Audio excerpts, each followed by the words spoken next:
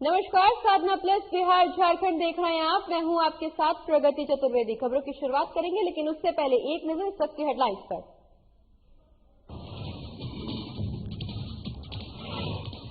स्वास्थ्य मंत्री बन्ना गुप्ता मीडिया से हुए रूबरू। केंद्र सरकार पर जमकर साधा निशाना। कहा, मोदी सरकार का रवैया किसानों के प्रति अभी भी है सख्त।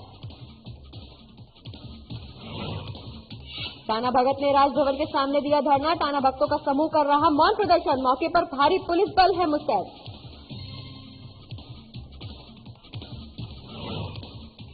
मुख्यमंत्री सोरेन के आवास पर मनाया गया शहादत दिवस। शहीद शेख भिखारी और टिकैत उमराव सिंह का मनाया गया 163वां शहादत दिवस। लोगों ने दी श्रद्धांजलि। बिहार के स्वास्थ्य मंत्री ने तेज प्रताप के बयान पर किया पलटवार। कहा, कोई किसी को बयान देने से नहीं रोक सकता। कोरोना वैक्सीन पर बेमतलब प्रतिक्रिया देना है व्रत।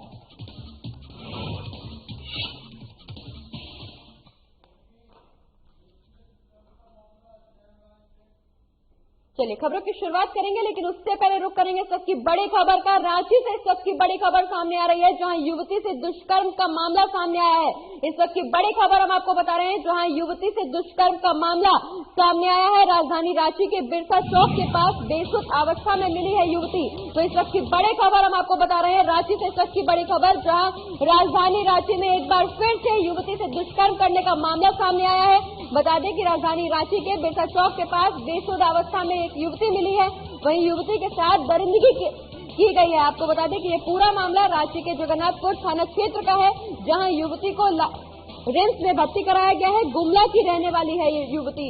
इस वक्त की बड़ी खबर हम आपको बता रहे हैं राजधानी रांची से, जहां युवती से दुष्कर्म करने का मामला एक बार फिर से सामने आया है। राजधानी रांची के बिरसा चौक के पास बेसुध अवस्था में युवती को पाया गया है। इसके बाद युवती को रिम्स लाया गया है। गुमला की रहने वाली बताई जा रही है युवती। एक बार बता दें फिर से आपको, राजधानी के जगन्नाथपुर का ये पूरा मामला, जहाँ युवती से दुष्कर्म करने का मामला सामने आया है। और इसी खबर पर ज्यादा जानकारी के लिए हमारे संवाददाता चंदन वर्मा हमारे साथ जुड़ गए हैं। चंदन, युवती से दुष्कर्म करने का मामला एक बार फिर से सामने आया है। पहले ही ओरमांझी की घटना में पुलिस के हाथ लगातार खाली हैं, और फिर एक के बाद एक ऐसी घटनाएं लगातार पुलिस के ऊपर सवालिया निशान खड़े कर रही हैं। जी प्रगति, ये अभी अगर रिसेंटली बात करें तो ये दूसरा मामला आया है, जब एक युवती जो है जगन्नाथपुर थाने से बेसुध अवस्था में पाई जाती है। हालांकि उसको देखने के बाद यह प्रतीत जरूर हो रहा है कि उसके साथ जो है दुष्कर्म की घटना घटी है, लेकिन युवती अभी पूरी तरह से बेसुध है, क्रिटिकल कंडीशन में है, जिसे लेकर वो अभी कुछ भी बताने की हालत में नहीं है। और अभी उसकी जो हालत है वो बिल्कुल दयनीय बनी हुई है, जिसे लेकर उसे रिम्स में भर्ती कराया गया है। उसे होश में आने की देर है, और डॉक्टरों का अभी कुछ भी कह पाना मुश्किल है। हालांकि इस पर अभी पुलिस अधिकारी भी कुछ कहने से बच रहे हैं, लेकिन जो पुलिस के जो युवती के पास से जो कागजात मिले हैं, उससे यह जरूर पता चल रहा है, जो मोबाइल फोन वगैरह है उससे यह जरूर पता चल रहा है कि युवती गुमला की रहने वाली है। लेकिन आपको बता दूं प्रगति की ये दूसरा मामला जरूर है, लेकिन लगातार जो राजधानी कहें या फिर राज्य कहें कि झारखंड में दुष्कर्म के मामले जो हैं लगातार बढ़ते जा रहे हैं। यहाँ तक कि महिलाएं जो हैं अब अपने आप को बिल्कुल असुरक्षित महसूस कर रही हैं, और लगातार जो ऐसी घटनाएं घट रही हैं, इसमें पुलिस से किसी भी नतीजे पे पहुंचने में अभी तक जो है नाकामयाब रही है। जी बिल्कुल चंदन, इससे पहले भी ओरमांझी की घटना सामने आई थी, जहां पर लगातार बीजेपी के द्वारा प्रदर्शन भी किया गया, विरोध भी जताया गया, लेकिन बावजूद इसके एक बार फिर ये मामला निकल करके सामने आया है। पुलिस लगातार क्या कुछ कार्रवाई कर रही है? क्या इस दौरान पुलिस के द्वारा किसी को कोई गिरफ्तारी हुई है? जी देखिए, इसमें अभी तक तो किसी भी तरह के जो सुराग हैं वो गिरफ्तारी की अगर बात करें तो वो तो दूर की बात है। पुलिस को अभी तक कोई सुराग भी नहीं हाथ लग पाया, और पुलिस अपने आप को बिल्कुल निहत्था साबित यहाँ होते देख रही है, और सभी राज्य के लोग भी पुलिस को निहत्था साबित होते देख रहे हैं, क्योंकि एक निर्दय हत्या हो जाती है युवती की, और वैसे में अपराधी अभी भी कानून के पहुंच से बहुत दूर हैं।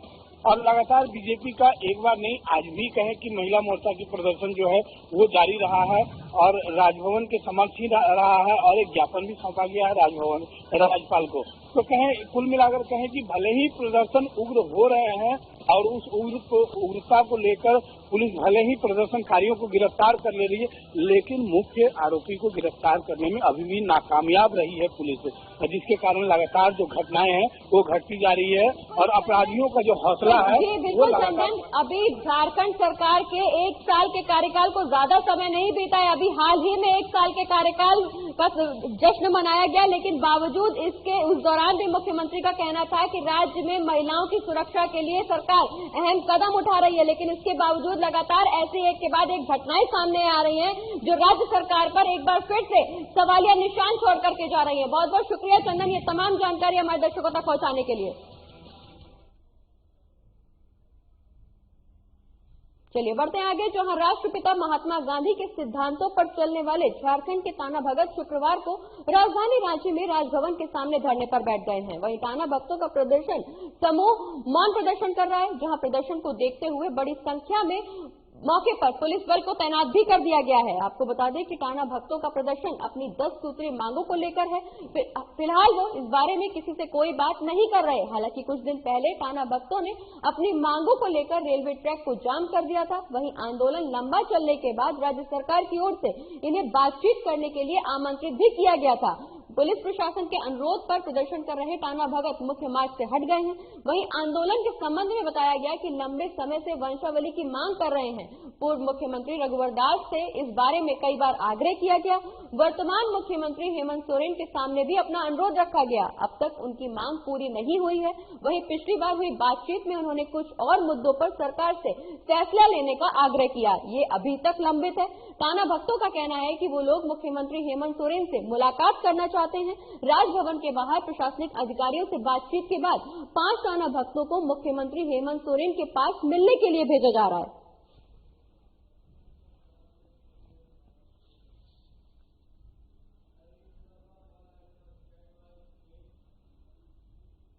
और इसी खबर पर ज्यादा जानकारी के लिए हमारे संवाददाता नवीन शर्मा हमारे साथ जुड़ गए हैं। नवीन, टाना भक्तों का प्रदर्शन लगातार जारी है। इस दौरान 5 टाना भक्तों को मुख्यमंत्री से मिलने भेजा गया है। निश्चित तौर पे अभी हाल ही में आपने देखा होगा कि ठीक 2 महीना पहले ही टाना भक्तों का एक राज्य स्तरीय आंदोलन जो है वो झारखंड में देखने को मिला था। आंदोलन इतना बड़ा था कि रेलवे ट्रैक पर जो है लगातार कई दिनों तक जो है ये बैठे रहे थे। रेलवे को भी काफी संपत्ति का नुकसान जो है उस दरमियान हुआ था। देखिए, टाना भगत समुदाय की बात करें तो झारखंड में निवास करने वाला जो ये टाना भगत समुदाय है, दरअसल ये गांधी के अनुयायी हैं और तिरंगा की पूजा करते हैं। ईश्वर के रूप में ये जो है इनका आस्था जो है तिरंगा को लेकर के है और ये तिरंगा की ही पूजा करते हैं। पारंपरिक तौर पर जो है तिरंगा झंडा की पूजा करते हैं और जो है जो भौतिक सुख सुविधा है, ये भौतिक सुख सुविधाओं को वो उन्होंने अपने जीवन से त्याग दिया है। ये वाहन का उपयोग नहीं करते हैं। तो निश्चित तौर पे देखिए, टाना भगतों का जो ये समूह है, ये झारखंड में कई जगहों पर जो है ये निवास करते हैं। इनकी कई मूलभूत मांगे हैं। देखिए, अभी हाल में मुख्यमंत्री जो है अपना 1 वर्ष का कार्यकाल जब पूरा किया था तो इन्होंने एक बड़ा कार्यक्रम का आयोजन किया था। राज्य भर से टाना भक्तों के लोगों को भी बुलाया गया था कार्यक्रम में। हमने उस दरमियान कई लोगों से बातचीत की थी। उनमें कई लोगों का कहना है कि मुख्यमंत्री को जो हम लोगों ने मांग पत्र सौंपा था, उस मांग पत्र पे अभी तक कोई भी कार्रवाई नहीं हुई है। यानी जो मांग है वो पूरे नहीं हुआ। यहाँ तक उनका कहना है जो शौचालयों का निर्माण होना था, उनका जो निवास करते हैं वहाँ पर शौचालयों का भी निर्माण नहीं हुआ है। हाँ, भोजन के तौर पर जो है सरकार ने जब इनकी आंदोलन बढ़ी, मांग बढ़ी, तो चावल वगैरह जो है जो राशन सरकार की तरफ से दिया जाता है उसे जरूर दिया गया। लेकिन जो मूलभूत मांगे हैं, जो बहुत आम सी सुविधाएं हैं, जैसे मैंने कहा कि शौचालय, तो 5 टाना भक्तों को इस दौरान मुख्यमंत्री से मिलने भेजा गया है। 10 सूत्रीय मांगों को लेकर विरोध प्रदर्शन चल रहा है। अब देखना ये होगा कि मुख्यमंत्री का क्या कुछ फैसला होता है। क्या इससे टाना भगत अपने प्रदर्शन से पीछे हटने के लिए तैयार होते हैं या नहीं। बहुत बहुत शुक्रिया नवीन, ये तमाम जानकारी हमारे दर्शकों तक पहुंचाने के लिए। और इसी के साथ खबरों का सिलसिला लगातार आगे भी जारी रहेगा, लेकिन फिलहाल वक्त एक छोटे से ब्रेक का जल्द लौटते हैं।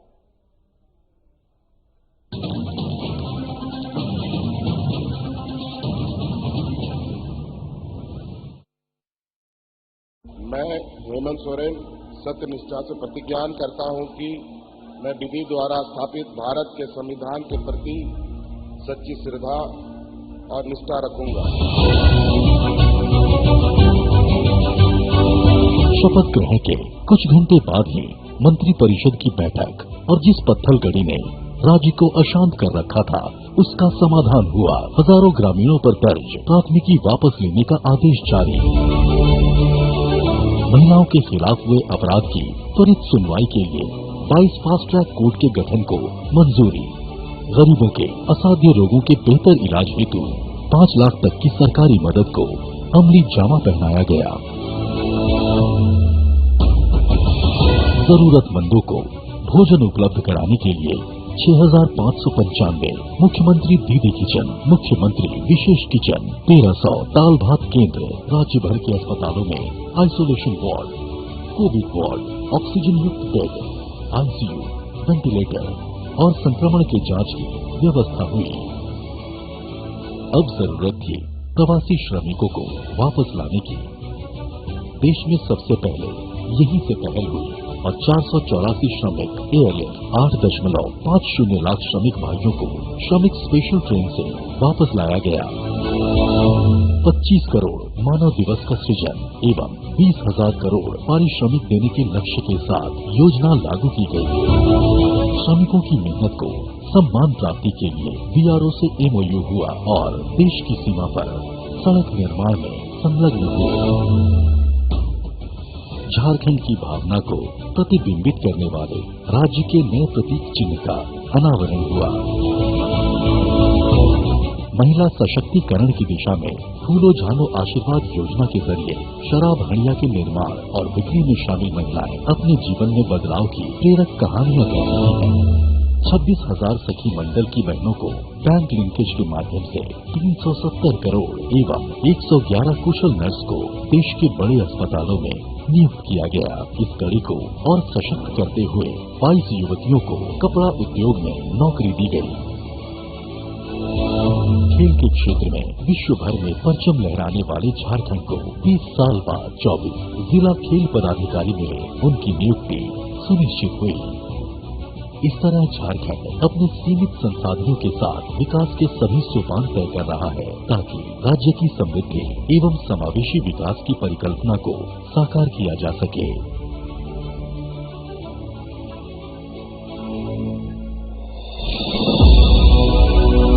आइए साथ चलें, नए झारखंड की राह चलें।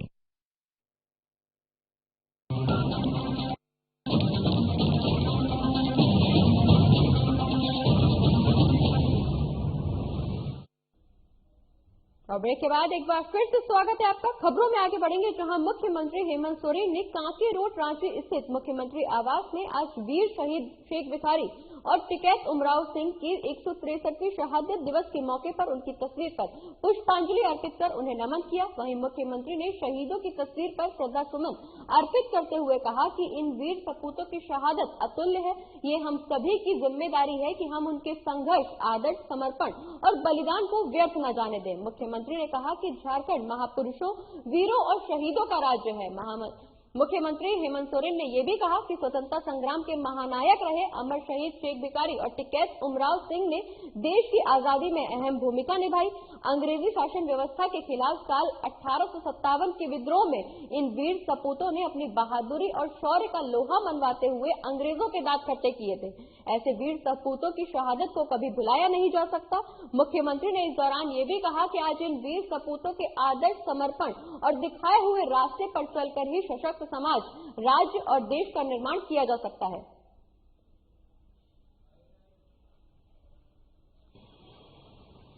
कि आज हमारे इस राज्य के 2 वीर शहीद, जिनको हमारे राज्य के और माली घाटी के एक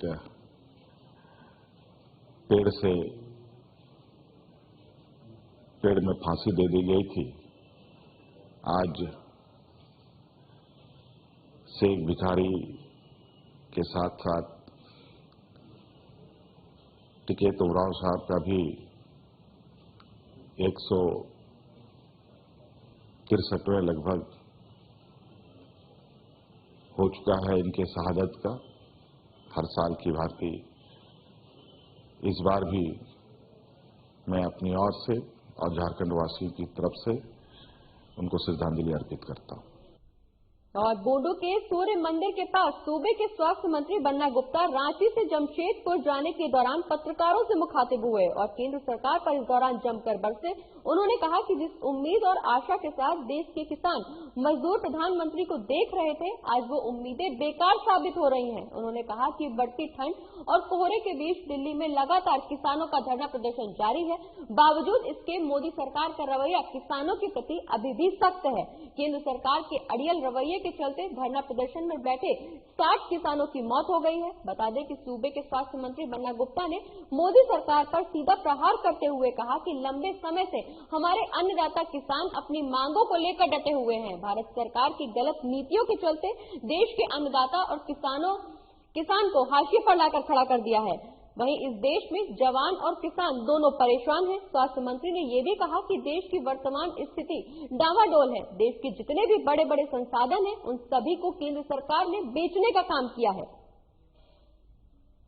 तो हमारा जीडीपी जो है इतना गिर गया कि आज हमारे सकल घरेलू उद्योग धंधे चौपट होने लगे। एक किसान ही था जिसने विपरीत परिस्थिति में हमको बचाने का काम किया था। एक अनऑर्गेनाइज सेक्टर ही था कि जब ऑर्गेनाइज सेक्टर त्राही माम करने लगे तो अनऑर्गेनाइज सेक्टर ने हमको सहारा देने का काम किया।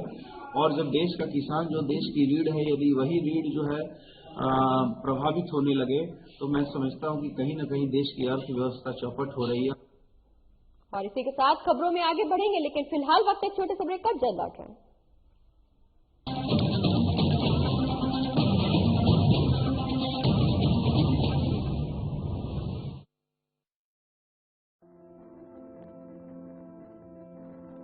कोरोना का संकट अभी टला नहीं है, इसलिए लापरवाही बिल्कुल नहीं।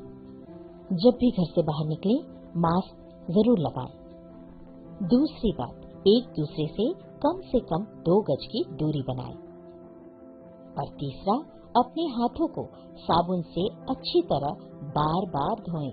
यदि हम इन सभी मुख्य बातों पर अमल कर लें तो कोरोना वायरस के संक्रमण से बच सकते हैं और हमारा राज्य कोरोना मुक्त हो सकता है।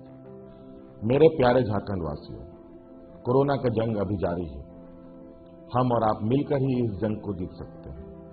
इसलिए सरकार द्वारा दिए जा रहे निर्देशों का पालन करें और विश्वास रखें, हम और आप मिलकर जरूर इस जंग को जीतेंगे। सूचना एवं जनसंपर्क विभाग, झारखंड सरकार द्वारा जनहित में प्रसारित।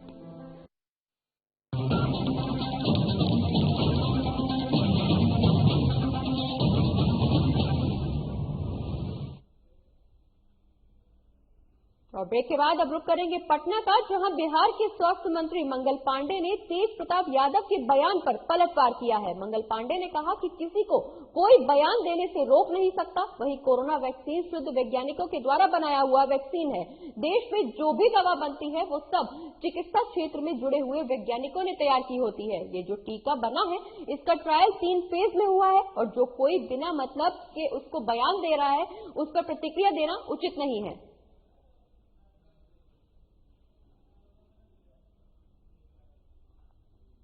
शुद्ध वैज्ञानिकों के द्वारा तैयार किया हुआ वैक्सीन है और देश में जो भी दवा बनती है, जो भी टीका बनता है, जो भी मलहम बनता है, वह सब चिकित्सा क्षेत्र से जुड़े हुए वैज्ञानिकों के द्वारा तैयार किया जाता है। तो बाकी चीजों का सेवन सब लोग करते हैं और ये टीका भी जो बना है, टीका का भी ट्रायल हुआ है और 3 फेज में ट्रायल हुआ। ट्रायल होने के बाद इसकी स्वीकृति मिली। तो अब जिनको इन सारी चीजों की जानकारी कुछ नहीं है, वो बिना मतलब का कोई बयान दे तो उसको प्रतिक्रिया देना कोई जरूरी नहीं है।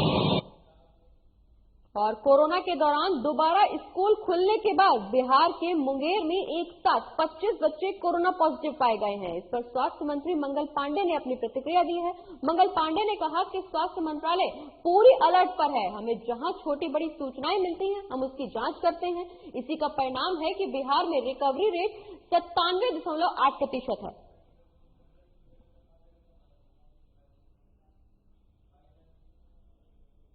जहाँ भी जब कोई जानकारी छोटी बड़ी मिलती है हम तुरंत वहाँ पहुँच के उसकी जांच करते हैं और जांच करने के बाद जो आवश्यकता अनुसार उनको स्वास्थ्य सेवा देनी है वो स्वास्थ्य सेवा दी जाती है। और आज उसी का परिणाम है ना कि बिहार में 97.8% रिकवरी रेट है।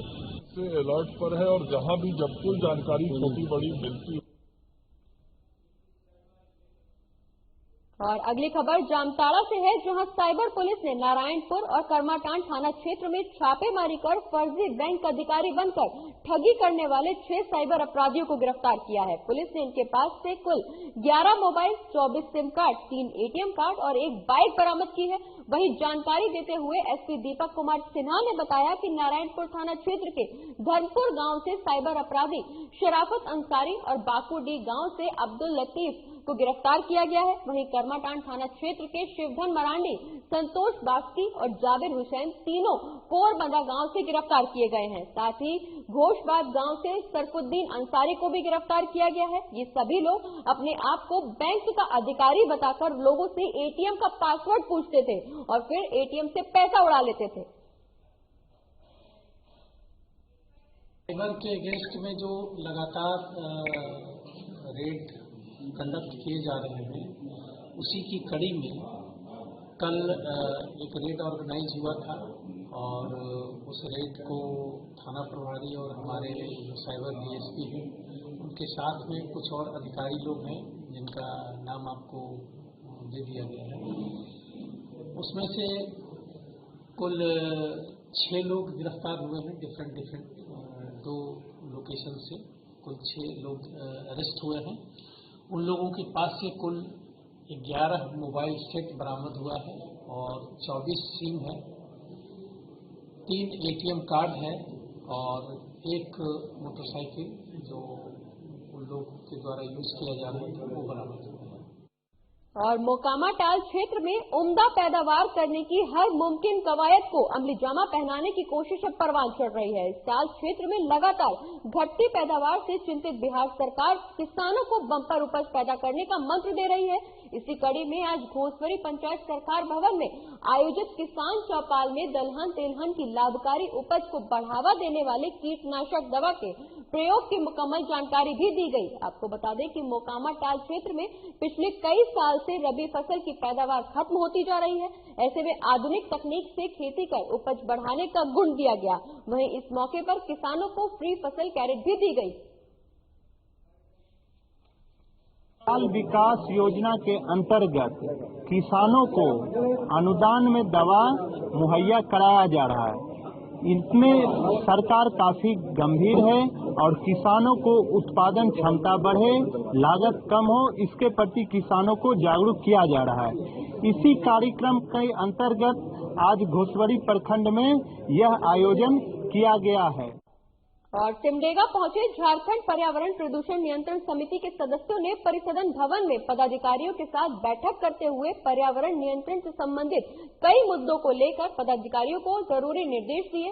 वहीं मौके पर मुख्य रूप से सिसई विधायक जिग्गा सुसारण, होरो मांडर विधायक बंधु तिर्की, ईचागढ़ विधायक कविता महतो, कोटका विधायक संजीव सरदार सहित जिले के तमाम पदाधिकारी मौजूद रहे। वहीं इस दौरान विधायक बंधु तिर्की ने कहा कि जिले में अवैध खनन को पूरी तरह से रोका जाए। जिले में प्रदूषण से संबंधित होटल, फार्मा, मेडिकल और टाउन हॉल में फायर सिस्टम और उनसे निकलने वाले कचरा प्रबंधन और शहर की विधि व्यवस्था को विशेष ध्यान रखने की बात भी कही। वहीं इसके अलावा उन्होंने जिले में चल रहे क्रशर प्लांट में सुरक्षा मानकों का प्रयोग कर रहे हैं या नहीं, या करने वालों पर भी ध्यान देने के निर्देश दिए। इसके अलावा जिला वन पदाधिकारी को जिले में अब तक कितने पेड़ लगाए गए हैं और जिले में पर्यावरण को नियंत्रण की दिशा में क्या क्या काम किए जा रहे हैं, उन्हें भी सूची समर्पित करने का निर्देश दिया। साथ ही इस दौरान उन्होंने ये भी कहा कि जिले में जो भी पदाधिकारी इन सभी कामों में लापरवाही करेंगे उनके ऊपर कार्रवाई की जाएगी। तो क्या है कि पशुपालन वगैरह के बारे में, उसके बारे में भी जो मरता है जानवर, तो उसके संबंध में भी उसको दफनाने मुक्ताने का व्यवस्था ही कराए ताकि प्रदूषण पर्यावरण वगैरह की नहीं हो सके।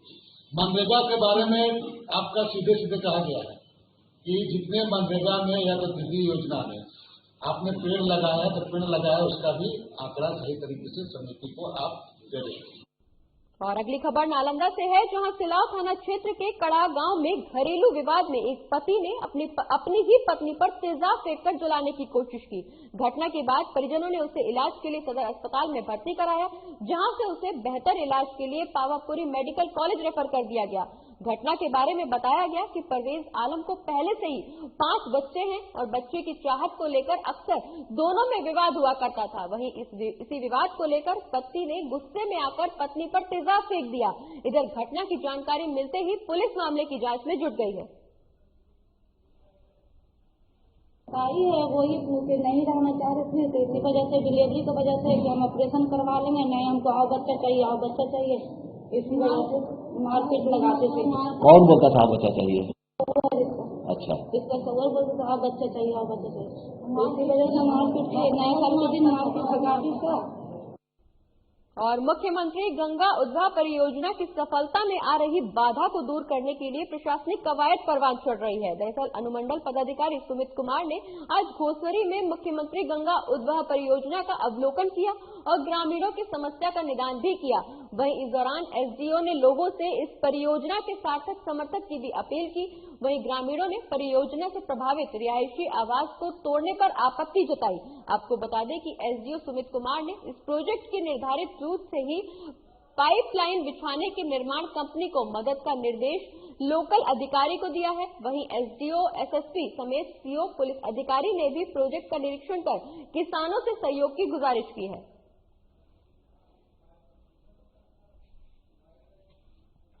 समस्या नहीं है, केवल थोड़ा सा गलतफहमी हो जाती है, या तो हमारा जो सिस्टम होता है वो अगर सही समय पर किसानों से बात करके अगर नहीं बैठते हैं तो समस्या ऊपर में चला जाता है। आज यहाँ पर हमारे पास राम जन्म बाबू है, देखिए यही पर है, अभी राम जन्म बाबू है, राम जन्म बाबू है। इनका एकदम जेन्युइन कहना था कि रोड के 15 मीटर सरकार की जमीन है, उस जमीन पर अगर आप गंगा उद्भव योजना का जो पाइप है बिछाने का अगर काम करते हैं तो हमें कोई आपत्ति नहीं है।